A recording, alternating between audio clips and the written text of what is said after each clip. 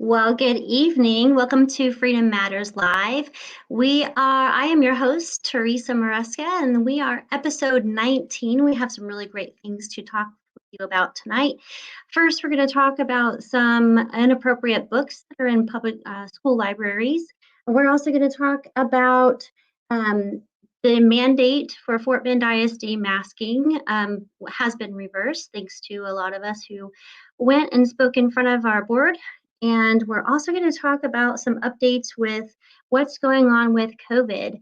I am your host and the only host for this evening. So stay tuned for next week or the week after. We'll have some more information for you, some more guests. So welcome. We're glad that you're with us.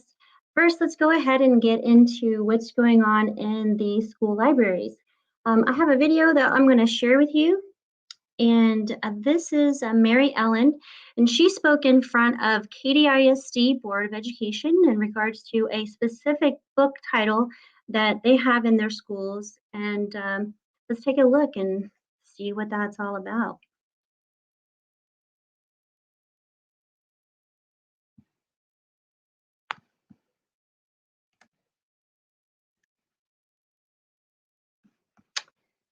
Bear with me.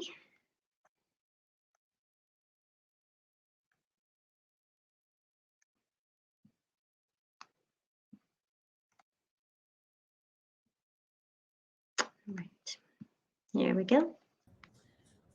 We need your help in an immediate plan of action to clear the obscene, vulgar, and pornographic books that are currently in Katy ISD libraries. The book I'm about to read should never have been put on the shelf in our libraries. I want to know how this book got approved and who approved it. The process is broken and it needs to be fixed. Please work with the parents to fix it now. I state again that if you are filtering a student's internet access for any of the filth you're about to hear, why are we not filtering the library? The book I'll read is Me and Earl and the Dying Girl by Jesse Andrews. This book is currently in all 11 KDSD high school libraries. What I'm about to say isn't suitable for any child of any age. We have copies of this. I'm sorry, man, I have to hang out with this girl from the synagogue. What? Yeah, are you going to eat her pussy? Earl can be sort of profane sometimes. He's actually mellowed out a lot since his middle school days, believe it or not. It goes on. Yeah, Earl, I'm going to eat her pussy. Hey, yeah. Do you even know how to eat pussy? Not really. Papa Gaines never sat you down and said, son, one day you're going to have to eat the pussy. No, but he did teach me how to eat a butthole. When Earl is in full-on gross-out mode, you have to play along or you'll feel stupid. God bless that man. Yep. I would teach you some pussy-eating technique, but it's a little complicated. That's a shame. I would need some diagrams and whatnot. Well, tonight, maybe you can draw some up. Son, I don't have time for that. I got like 20 pussies over here that I need to eat. Is that right? I'm on pussy deadline. You've got 20 vaginas all lined up in a row. Oh, what the hell? What the hell? No one's even talking about vaginas. God, Greg, what the hell is wrong with you? Have one more selection? No, shut the fuck up. You care so fucking much about what other people think, you gotta be secretive as shit. Gotta go around sucking everybody's dick, pretending like they are your friend because you care so much about what they think. Let me fucking tell you, nobody gives a shit about you. You ain't got nobody who give a fucking shit about you. Fucking nobody. It goes on. Man, just shut the fuck up because you can't be hearing no more of this. Yeah, I fucking told Rachel about the films. It goes on, stop your fucking crying bitch ass. That is just 2 pages from multiple pages out of this book that are obscene and disgusting and vulgar. And this is just one book. There are multiple hundreds of books that we need to audit out of our libraries right now. The current processes that we have in place are not sufficient. Please refer to Texas Representative Krause's list. He's done work for us, and let's use it. Thank you. Okay, so that is Mary Ellen, and God bless her for taking the time. And I'm not sure exactly how she found out about that book. Probably someone had it and read it and was like, wow, From what I understand, when they played that on the news, they had to bleep out all of the things that she was saying because obviously those are not appropriate words, even for the news. So I think that what we need to do as parents make sure that we know what our kids are reading. Um, as far as the process of a library, since I am a librarian, a process to look at books. I mean, I know in Fort Bend ISD, you have, as parents, you have access to our catalog. So if there's a book that you are concerned with, you have the right to search for that book on our catalog. Should be on every single website. I know that other ISDs, you should be able to search to see if there's books, specific books that are available, and where they're available.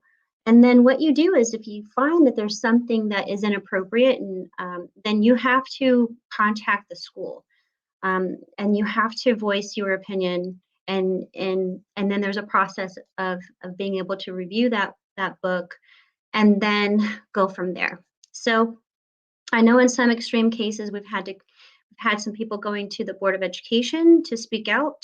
I'm not sure what's going on in Katy ISD or other ISDs as far as like being able to voice your opinion about a book that might be in the public library or in the school library. But for me, I completely understand that there is a difference between books that are available.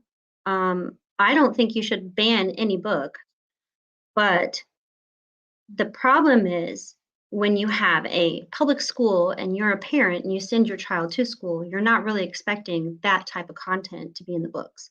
So there's where I'm like, well, yeah, there should be some vetting of the books. And as librarians, we do have our processes of vetting books and making sure that they are appropriate and age appropriate. And we have a diverse collection and everything. So if you find that there's books that are in your school, you need to take it up first with the school, find out what's going on, read it, and have a conversation with the principal, have a conversation with the librarian, and then go from there. Make sure that there's a proper procedure that should be in place for you to be able to challenge that book.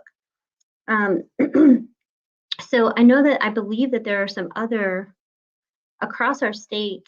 There have been lots of parents who are like, wow, there's critical race theory going on in our curriculum. There's different things that somehow have been placed into the material that our kiddos are getting. And as a mom of a middle schooler, I can completely understand where everyone is coming from, for sure.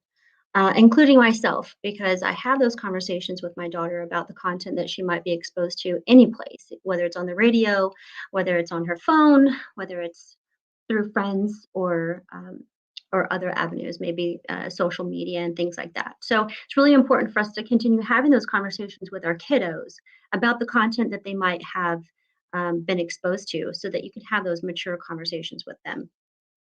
Next, we're going to talk about the reverse mask mandate here in Fort Bend ISD. We had what happened last week was that Governor Abbott's executive order was reversed. There was a judge who said, you know what, it violates the ADA. And we're like, what? You have the option of wearing a mask at this point. So if you have a disability, you should be able to choose whether you wear it or not. So I'm not quite understanding exactly the legality of that, but there are still some proceedings that are going to be happening with that. It's not completely over yet. But what that did was because Fort Bend had legal right to mandate a mask, they chose to go ahead and vote on it. So they did that this past Monday. We had a really big turnout of people who were completely against mandating masks. We had a lot of speakers. You can go to our FMAG Rumble channel, find that. We have uploaded the video of all the people who spoke. Thank you to everyone who spoke on behalf of myself as an employee of Fort Bend and for our children. I did have the opportunity to speak. I just kind of felt like it was time for me to speak up as an employee and as a parent who's, my daughter had some issues with wearing the mask. She had really bad nosebleeds, really bad headaches. And after she wasn't wearing it anymore, she's not had either since. So I know that it was definitely associated to that. And of course, we know the risks of wearing masks. So it was a 6-0 vote for rescinding their original mask mandate that they had done back in August. So what that means is that right now they're going to keep it as optional. I did thank the board members after. A few of them basically told me that if our cases get really high again or things change, they will come back and vote differently. I respect their transparency, but to me, they don't have the right to tell my daughter who has a medical condition for wearing masks that she should have to wear a mask. So I think what we really need to do is make sure that legislation is passed. No more of the executive order that can be overturned. We need to get this done through our state legislators and make sure that they are making sure that we do not have any type of mandates of any kind. Okay. So the next thing we are going to talk about over 50%. This is really just came out today. This is really interesting. So we had, let me see, kind of crazy. We have more than 50% of the Houston cases of COVID deaths were due to um, people who had diabetes. And so I'm going to share my screen.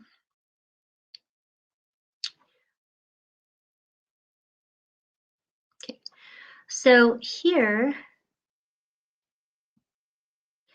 more than 50% of Houstonians who died from COVID-19 had diabetes, city health officials say. 13.5% of Houston residents have diabetes. That's slightly higher than the national rate.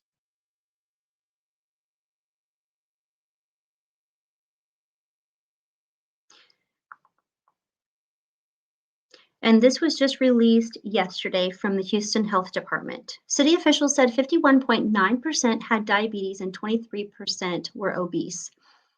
The percentages are based on information, the record from November 1st, when Houston's toll was at 3,646 people.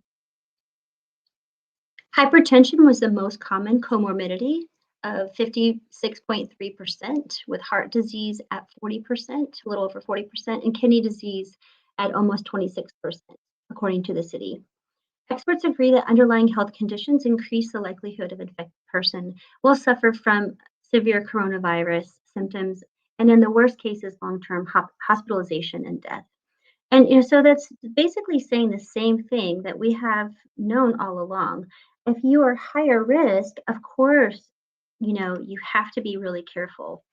And so all of these mandates and all of the craziness that's going on right now, not only in our country, but it's way worse in other countries like Austria, Australia, and some places in the UK. I wanted to share this picture too.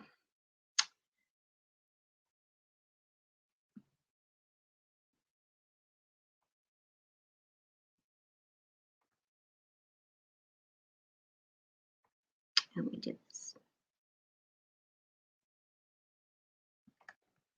All right, I'll just share this so that I can share. There we go.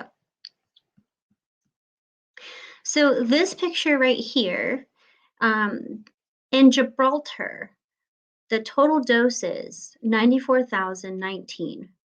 Of those doses administered per 100 people, they have the highest number of vaccinated people and the highest number of death rates. So we're seeing this definitely all around the globe, where places like Israel, places like Gibraltar, um, places like, I believe it was Vermont in the United States, places that have the highest number of vaccinated people are having the highest number of hospitalizations and death. So it's really something that we should continue to look into, and figure out why. Dr. Tenpenny, Dr. Larry, Dr. Madej, and they call themselves the five docs. There's Dr. Northrup. They do a podcast on critically thinking. You can look that up on Rumble as well. And they do have some conversations about everything that's going on, things that they found in the vaccines, things that you can do if you've got the vaccine and you want to kind of rid yourself of some of the toxins. The problem is what we're seeing and what I'm hearing from doctors all around the world, Dr. Zelenko, Dr. Yeadon, Dr. Malone, there's doctors in Poland and Ireland, and there's doctors everywhere. There's a coalition here in the United States of doctors all around the world of 13,000 with the American frontline doctors. And a lot of them are saying that there's going to be a lot of deaths within these children who are getting these shots. So the problem is that we're not going to know until people give them to their children. And the bigger problem is every information that we're trying to get out to people is being censored. Um, the 135-second video that I tried to share out a little over a month ago when I was banned for 30 days was Dr. Malone talking about how children are more at risk of the vaccine than they are of actually getting COVID. Dr. Zelenko just came out with a video yesterday on his Telegram channel, and he said that Dr. Yeadon confirmed with him that his original number for every one child who dies of COVID, there's 100 kiddos who are actually die of the vaccine. Well, he's updated his research now, and you can look at Dr. Yeadon. He used to work for Pfizer. And he's a scientist, an ex-Pfizer scientist. He knows what he's talking about. He knows the studies. These doctors have access to information that we really don't have access to unless you pay for those databases. And I know this from my experiences through college. If you're ever at a college university, you have access to their databases, and so you can do your own research. And so he's now saying that for every kiddo who gets the vaccine, it's 172 times more likely that they are going to die of that vaccine. And so my heart is racing. I see kiddos with their little stickers, I've been vaccinated, and I am just heartbroken because the only way that they're going to know, these parents are going to know that they're not really looking out there and they're just listening to, or I shouldn't even say that really, because it's all about where you're getting your information, where you're looking for your information, who you trust. For me, I'm not going to trust someone who keeps flip-flopping all the information. I'm not going to trust people who have special interests. I'm going to trust people like the American frontline doctors who I called when my brother-in-law was in the hospital and they wouldn't give him ivermectin. And they wanted to put him on a ventilator, and they wanted to give him a double lung transplant. God willing, he is doing so much better. And tonight he is at home with his wife and with his lovely son. It's been 14 and a half grueling weeks of him dealing with these doctors at Methodist in the Woodlands. And I'm hoping that the divine intervention will take care of all of the people who were not listening to us when we were asking to give him the proper treatment. And I think that in this case, there was a lot of divine intervention with who helped us, Dr. Robin Armstrong, Dr. Richard Urso, Dr. Angela Farella. And those were the three doctors that we were really able to kind of reach out to. And they didn't charge a thing. Those are the people that you can trust, the ones who are really looking out for your best interest, the ones who know what's going on and are trying to get the information out there and trying to fight back like the rest of us and trying to find good information. So the parents who are really just, I got to get my, they're just so fear stricken. I got to get my kid vaxxed. I got to get the shot. I got to get the shot. That's the only thing that's going to help. We've been through this for 20 months now, and your child is still here. Your child didn't die, and most likely your child had some type of COVID, as a lot of our kiddos have, and a lot of the adults around here have. I know most of the people that I know have had COVID. Okay, they have a 99.997% chance of surviving COVID if you don't do anything. But like we've researched and we've said before, we also have vitamin C. Liposomal vitamin C helps you to absorb it better. And I'm not a doctor to give out specific types of specific doses of anything. Talk with your doctor. If your doctor's just telling you there's nothing they can do, get a vaccine, go get another doctor. Okay. Vitamin C, vitamin D3, zinc, quercetin, Z-Packs, ivermectin. There's other prescriptions that your doctor can give you, monoclonal antibodies. There are other treatments if you were to get COVID, but you just have to have your plan of action in place. You don't want to get caught off guard because for some people, your symptoms can change within like a day. So you want to have what you want to do available and ready to go. Okay, kind of like a little survival kit, a little medicine kit, have everything ready to go. Okay. Um,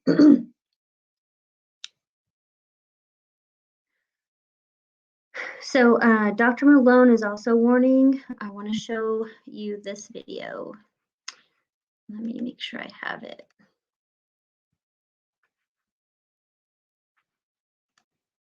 Yes, okay, good.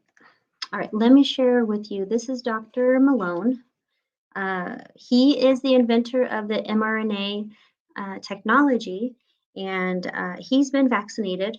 He has been on not mainstream media too much. They don't like him too much. They've pretty much tried to censor him through every platform you can possibly possibly use. It's how I got it's how I got banned on Facebook for 30 days. But here I am on Facebook going to show you this. So how ironic is that, right? Let me show you this. All right, this is Dr. Malone. God bless this man. Just want to make sure I got the audio. All right, here we go. I do want to have a disclaimer though, guys. This is pretty graphic. So, oh, actually, this is not the right one. I might have to go back to that other one. This is actually a little video of the authorization of the 5 to 11-year-olds. It is the graphic one. I'll try to pull up the one with Dr. Malone in just a little bit. But this one, it kind of talks about how on the news they're telling you, okay, it's been approved. It's still not approved, guys. It's still just emergency authorization usage only. And just like FDA and CDC and everyone said, you're not going to know until you actually give it to the kids. So your kids are just being experimented on, just like we were, just like the 15 to 18-year-olds or the 12 to 18-year-olds, just like everybody. This is still an experiment. And if you want to look it up, the FDA, I wanted to show you with this too.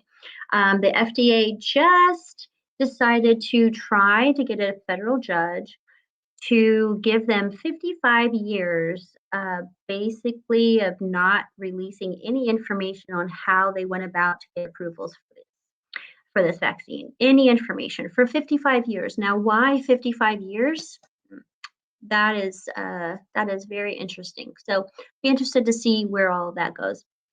In the meantime, let's watch this video. Like I said, it is a little bit graphic, so be forewarned. Pfizer now shipping out its COVID vaccine for children after the FDA approved the shot for kids 5 to 11 years old. For some, a true Halloween treat. Do you want to get a COVID shot? Why? So I don't get sick. 28 million kids are expected to become eligible this week for the Pfizer COVID vaccine. It now awaits final approval from the CDC. Texas Children's Hospital getting ahead of the big rollout. The answer to that is it would be a good idea to vaccinate the children.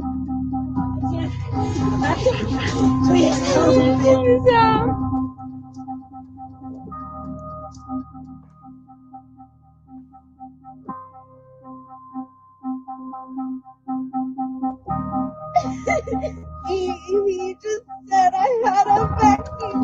The vaccinations are being distributed and they're being administered and things are going well. Please help me.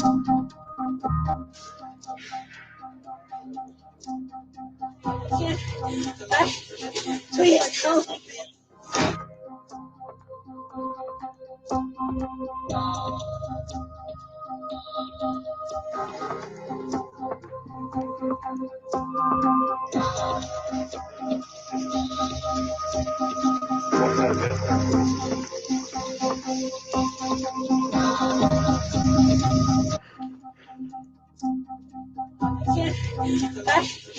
Please help me.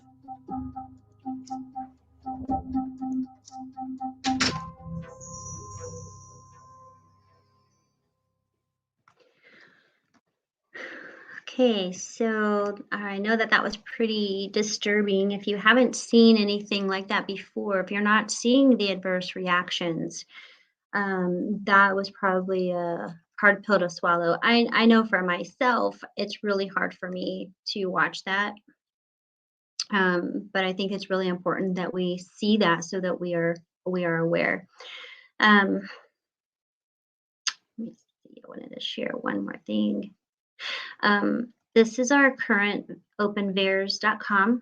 This is just, again, one reporting system of the adverse events, deaths because of the shot. So we have had this shot now since, I believe, December 14th was the first date that it was available for everybody.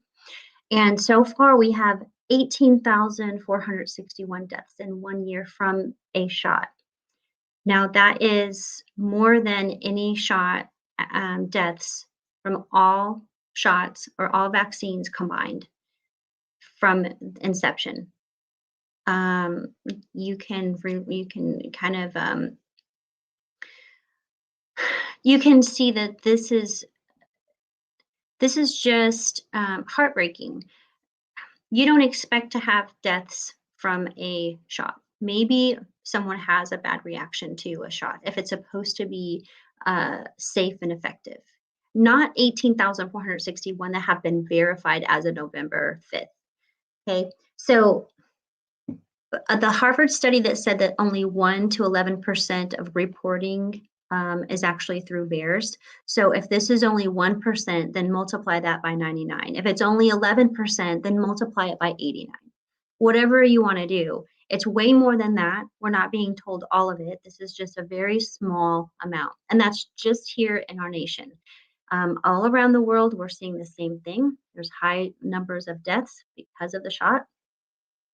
And so just, you have to stay informed is all I have to say. There have been almost 2 million, or I should say 1.7 million reports of adverse events. 91,982 vaccine reported hospitalizations. And then adverse event reports, 875,651. And that they update that usually every week, but the last update was November 5th. Okay, so I gave you the bad news. We started out with some weird stuff with the books, and we gave you some good news with the mask, no mask mandate for right now at Fort Bend. Gave you some of the hard stuff. Now let's talk about the really good stuff for right now anyway, because we know everything is based on legal, right? Okay, so let's go stop sharing there. There was a really big ruling from the Fifth Circuit Court. Thank you to Attorney General Ken Paxton, who fought against the mandate for these shots for government employees or private employees. And so after the Fifth Circuit Court placed a stay, which means they can't mandate it, these companies cannot mandate it, even though some are still doing it regardless. Well, what happened just a few days ago, I think it was actually yesterday, is OSHA came out and they dropped it. So I have a couple things to share with you for that, which makes me very happy. We'll have to see what happens with my husband's job because he fell into that category where he was supposed to be vaccinated on December 8th. That's just not happening. So let me share that with you.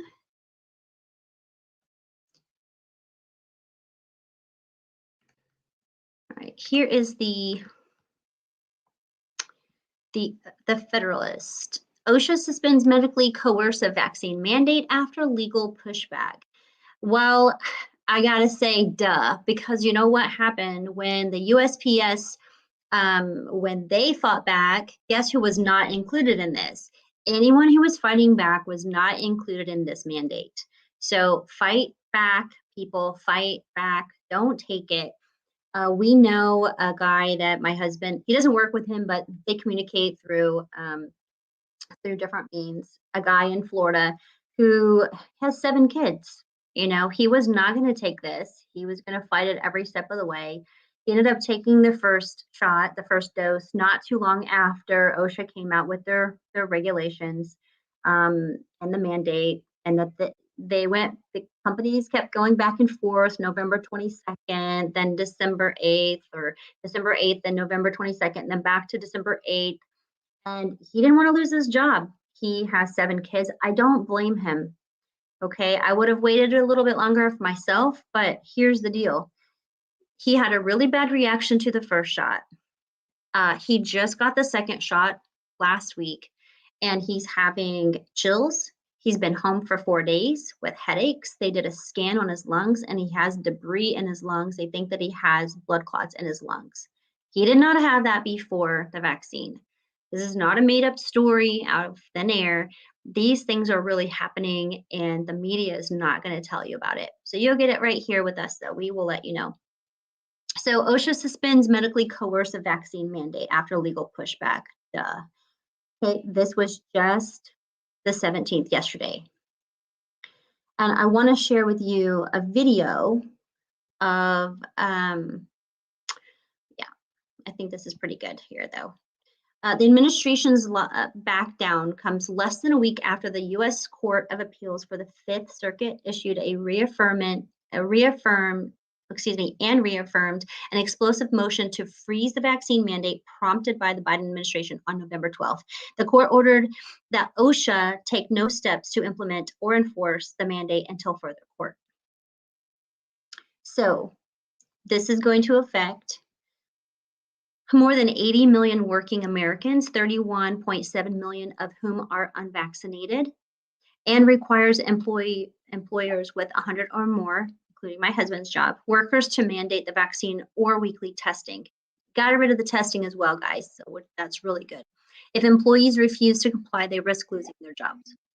Of course, that is right now no longer. So this is what I want to share with you as well. I have a video that my husband actually shared with me, and this is really good. So this is from the Newswire, I believe. And he's basically saying, look, you know, you guys, just hold out.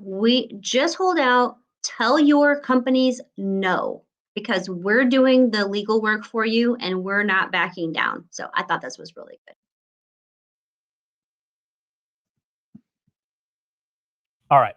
The Biden administration announced today that it's suspending the implementation and enforcement of its unconstitutional vaccine mandate for private sector employers, pending the outcome of litigation by the Daily Wire and others.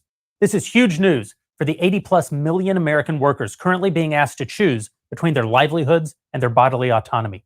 It's huge news, too, here at the Daily Wire. We were the first in the nation to file suit against the administration for this tyrannical overreach. And just this week, all of the cases filed around the country were consolidated into our court, the Sixth Circuit Court of Appeals. That puts the Daily Wire at the forefront of the fight against Joe Biden's assault on our businesses, our bodies, and our private health decisions. But here's the thing. This victory won't mean anything to American workers unless businesses nationwide also stop enforcing and implementing the mandate. If you run a business and you've spent the last few weeks preparing to go along with the Biden plan, I get it. The government has brought enormous pressure to bear, and the fines that they're threatening for non-compliance are staggering. They could break any company. But here's the thing. Unless you're a government contractor or subject to the healthcare worker vax requirement or some other local or state policy, none of that is actually in play at the moment. Until the Sixth Circuit or the Supreme Court rules otherwise, the OSHA mandate is now off. No vaccine requirement, no testing requirement, no masks, no fines, nothing. You don't have to do anything. So don't do the dirty work for the government. Make them have to defend this unconstitutional bullshit in court before you give in. If you believe in bodily autonomy, if you believe in the basic freedoms of your employees, just don't do anything. Now, I get that not every company is in a position to fight this the way that the Daily Wire is fighting it. That's fine. You don't have to. Just don't surrender while the fight is still on. Respect the private health decisions of your employees. Leave the whole fight the government bit to us and to the other litigants. And if you work for a company that's forcing this nonsense on you in the name of complying with the OSHA mandate, well, that's no longer true. The mandate is no longer being actively implemented by the government. So if you're being discriminated against on the basis of your vaccination status, that's your boss, not Uncle Sam. Don't let them hide behind the vaccine mandate. Unless we lose in court, none of us has to comply. And we're not going to lose. We're going to kick the government's ass. Because the Constitution doesn't give the government the power to force private companies to declare that American workers are themselves a threat to workplace safety. And even if it did, Congress certainly didn't delegate that power to the unelected bureaucrats over at OSHA. And even if they did, OSHA bypassed the legally required administrative procedures necessary to implement such a policy in the name of the COVID emergency. And there is no COVID emergency. We have a vaccine now, which is effective at mitigating the threat of hospitalization and death for the vaccinated. And virtually every American who wants that vaccine already has it. And with new therapeutics that are coming online, even the unvaccinated are at a lower and lower risk from COVID. So the government has absolutely no legal or constitutional right to attack our freedoms in this way. Joe Biden doesn't care about any of that, of course. He's told us his reason for trying to force us all to comply with this tyrannical edict. He's losing patience with us not doing what he wants. Well, that might pass for an argument in some communist dictatorship hellhole, but we still have the rule of law in this country. And today, Biden and OSHA have had to admit just that. Like I said, huge news, but the fight is just getting started. We still have to actually win the court case. Some 600,000 people have already added their voices to our fight by signing our petition at dailywire.com/do-not-comply. They're helping us tell the Biden administration we oppose these mandates. And again, if you're a business owner that believes in freedom, the absolute best thing you can do to help is just stop.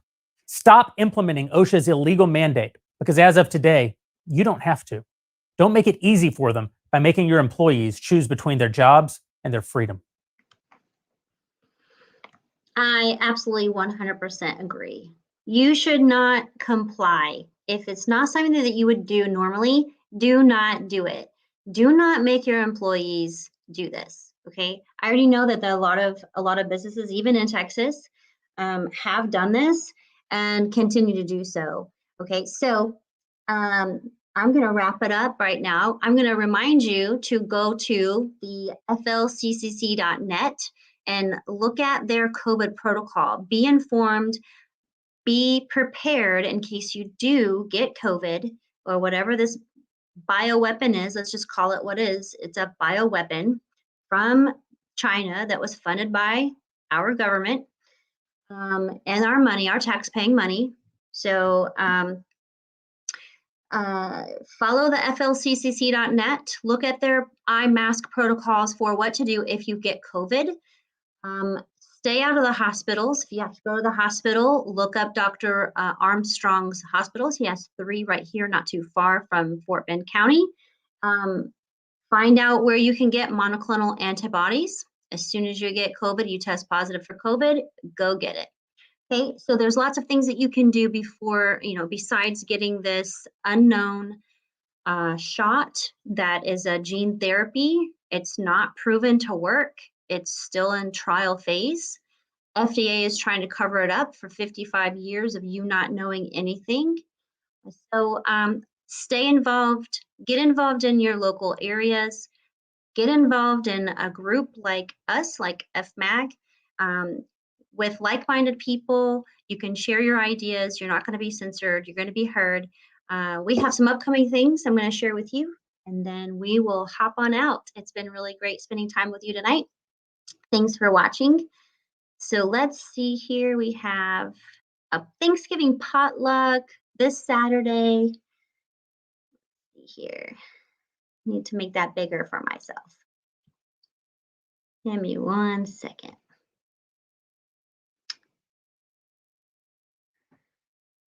So that's going to be this Saturday, the 20th.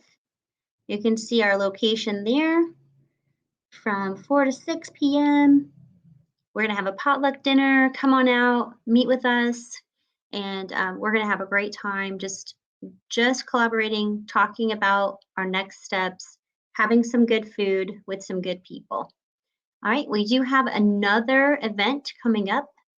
You remember we have our good friend, Miss Bridges, who was a nurse over at Methodist, and she lost her job because she refused to get this shot. So there's a Fall Freedom Fest on November 21st from 12 to 6 p.m. It's a music benefit for the work that she's doing. So go check that out. And all the information's here. I do want to say just one thing before we go. We need to stay involved. We need to talk with our local representatives. Stay in contact with your Board of Education members as far as if you have questions about what's going on in education. Don't be afraid to reach out to some of them. They do work for you. They are elected by people. If you want some things to be done legally through our legal channels, reach out to our legislators, our state legislators, and petition them to do what you want. The higher in numbers, the better, of course. Well, guys, this has been great. Hope you enjoyed our updates, and we will see you again the next time. Have a great night, everybody.